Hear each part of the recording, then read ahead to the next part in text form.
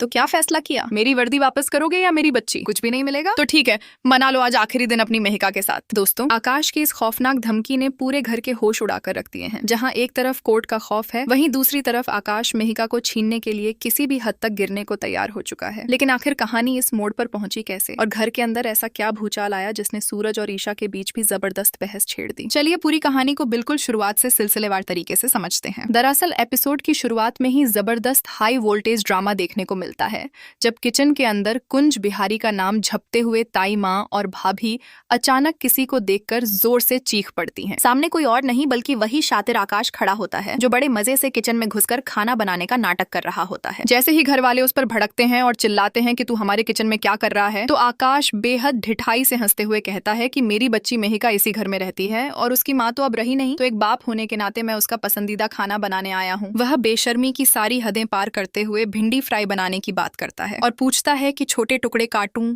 या बीच में से मसाला भर दूं। घर वाले उसे धक्के मारकर बाहर निकालने और पुलिस बुलाने की बात करते हैं। तभी आकाश हलवा लेकर आ जाता है और कहता है कि पहले टेस्ट करके अप्रूवल तो दे दो। इसी बीच सूरज वहां पहुंच जाता है और आकाश की इस घटिया नौटंकी को देखकर उसका खून खौल उठता है। आकाश टेबल लगाने का ढोंग करता है। तभी आईपीएस ईशा वहां आकर उसे कानून का पाठ पढ़ाते हुए कहती है कि जब मना किया था तो घर में ट्रेसपास करने की हिम्मत कैसे हुई। इस पर आकाश पलटकर ताना मारता है कि अपनी इकलौती बेटी से मिलना कोई क्राइम नहीं है। इसी गहमागहमी के बीच आकाश मेहिका को एक गिफ्ट देने के बहाने आगे बढ़ता है, लेकिन तभी अचानक मेहिका को सांस लेने में भारी तकलीफ होने लगती है और यह बात सबके सामने आ जाती है कि नन्ही मेहिका को अस्थमा है। मेहिका की यह हालत देखकर आकाश मगरमच्छ के आंसू बहाने लगता है और घर वालों पर सौतेलापन और लापरवाही का झूठा इल्जाम लगाने लगता है। वह हंसते हुए सूरज और ईशा को खुली चुनौती देता है कि जब कोर्ट को पता चलेगा कि बच्ची को अस्थमा है और उसकी ठीक से देखभाल नहीं हो रही, तो फैसला किसके फेवर में आएगा। सूरज गुस्से में उसे मारने दौड़ता है और कहता है कि कोर्ट जाने लायक नहीं छोड़ूंगा, लेकिन आकाश जाते जाते अपनी वही गंदी शर्त दोहराता है कि या तो ईशा उस पर से इल्जाम वापस लेकर उसकी पुलिस की नौकरी और वर्दी लौटा दे,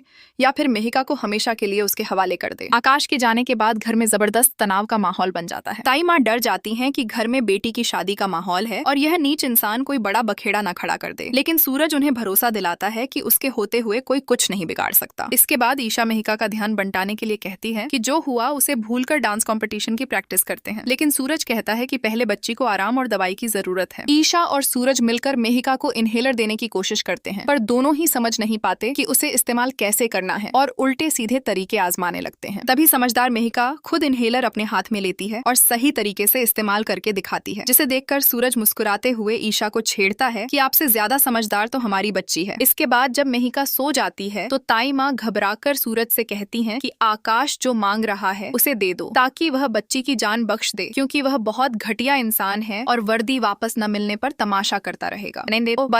पर तमाशा दर्ज है, लेकिन सूरज साफ मना कर देता है कि ऐसे भ्रष्ट और घटिया इंसान को वर्दी दोबारा नहीं मिलनी चाहिए, वरना वह अपनी ताकत का गलत इस्तेमाल करके न जाने कितने मासूमों को बर्बाद करेगा। ताई माँ समझाती हैं कि अगर मामला कोर्ट में गया तो कानून खून के रिश्ते को देखेगा, भावनाओं को नहीं, और जज के सामने तुम्हारे पास कोई मजबूत कानूनी आधार नहीं होगा। यह सुनकर सूरज और ईशा दोनों गहरी सोच में पड़ जाते हैं। दूसरी तरफ किचन में ईशा गुस्से में मसालों को कूट कूट कर अपनी पूरी भड़ास निकाल रही होती है। सूरज वहाँ आकर उसे शांत करता है तो ईशा भावुक होकर बताती है कि जब वह आकाश के घर में फंसी थी तब सिर्फ मेहिका ही थी जिसकी मासूम मुस्कान ने उसे जिंदा रखा था, और आज वही बच्ची तकलीफ में है। ईशा को डर सता रहा है कि आकाश अस्थमा वाली बात को कोर्ट में लापरवाही साबित करके बच्ची को उनसे छीन लेगा। सूरज ईशा का हाथ थामकर वादा करता है कि वह मेहिका को किसी भी कीमत पर उनसे अलग नहीं होने देगा। इसी बीच घर में शादी के कार्ड बांटने को लेकर एक हल्का फुल्का और मजेदार सीन आता है, जहाँ बाबू अपनी मम्मी जी से छुपकर बैग में सलवार सूट भरकर बाहर जाने की तैयारी कर रहा होता है, लेकिन मम्मी जी रंगे हाथों पकड़ लेती हैं और सूट बाहर फेंककर साड़ियां रखने का हुक्म सुना देती हैं। इसके बाद जब ईशा दोबारा मेहिका के पास जाती है और उसे डांस प्रैक्टिस कराने की कोशिश करती है तो मेहिका का मन बिल्कुल नहीं होता, क्योंकि आकाश की बातें उसके दिमाग में घूम रही होती हैं। ईशा उसे समझाने की कोशिश करती है कि डरना नहीं है, मुकाबला करना है, लेकिन तभी सूरज आकर मेहिका को गले लगा लेता है और कहता है कि अगर आज मन नहीं है तो कोई डांस नहीं होगा। इस बात पर ईशा और सूरज के बीच तीखी बहस छिड़ जाती है। ईशा कहती है कि डांस सिर्फ मनोरंजन नहीं बल्कि मेहिका के लिए थेरेपी है, ताकि उसका ध्यान भटके और अस्थमा ट्रिगर न हो, जबकि सूरज का कहना होता है